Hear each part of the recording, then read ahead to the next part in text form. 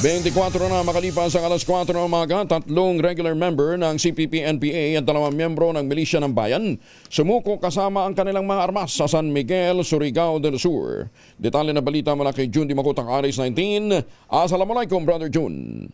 Alaikum assalam, Kayang Angel. Tuluyan ang sumuko sa 4th Infantry Diamond Division ang 5 miyembro ng kilusang CPP-NPA-NDF sa barangay Bulhuon, San Miguel, Surigao del Sur. Sa report mula sa 75th IB ng 41st Infantry Brigade, noon ang sumuko ang 2 miyembro ng Milisya ng Bayan sa barangay Bulhuon, San Miguel, Surigao del Sur.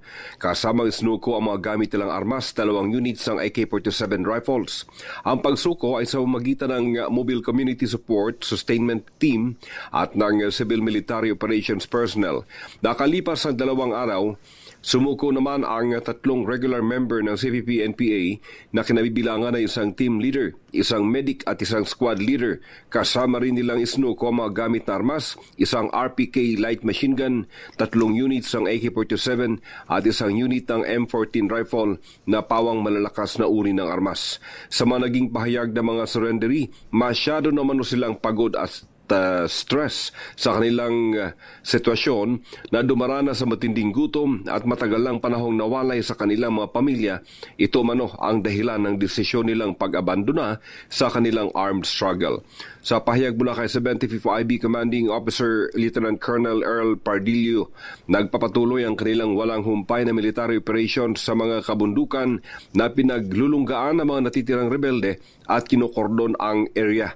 Malugod namang tinatanggap ni 4th IB Commander Major General Aneron Jr.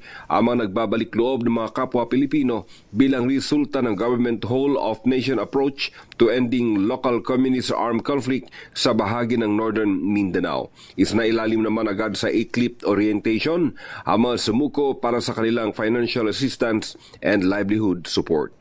Mula sa Central Mindanao, RH19, June Dimakutak, DZRH, una sa Pilipinas, una sa Pilipino.